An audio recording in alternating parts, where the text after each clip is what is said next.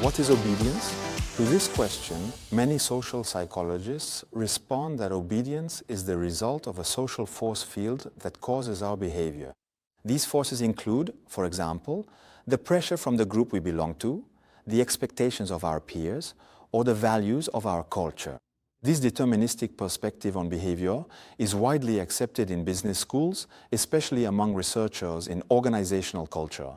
It received empirical validation in the famous studies by Solomon Asch and Stanley Milgram. In 1951, Solomon Asch presented lines of different lengths to subjects, asking them to identify, among these lines, those that were the same length as a reference line. A very easy task that the subjects completed without any problem when they were alone, but which they became unable to do correctly when they were surrounded by people deliberately giving the wrong answer. Even more troubling, in 1963, Stanley Milgram showed that seemingly normal people were willing to fatally electrocute strangers when instructed to do so by a researcher in a white lab coat under the pretext of advancing the understanding of memory.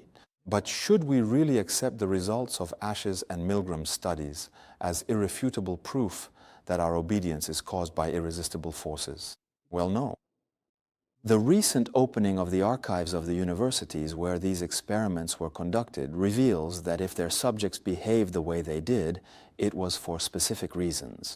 More specifically, the subjects in Asch's and Milgram's experiments were fully aware that what they were doing went against common sense or morality, but they did it anyway because they thought it was the right thing to do. For example, some didn't want to disappoint the experimenter, others didn't want to hinder the progress of science, and still others didn't want to upset the group. The reasons given by the subjects in Asch's and Milgram's experiments are varied. But the crucial point is that these are all reasons, not causes. That is to say, if these people gave wrong answers to a simple question or were willing to electrocute a stranger, it was because they thought it was reasonable to do so.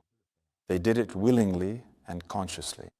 There is no need to invoke social forces of which they would be passive victims to explain their obedience. In summary, why do we obey? Because we choose to do so, because we believe that disobedience would have a higher concrete cost for us or for others than the moral price of obedience that we are willing to pay.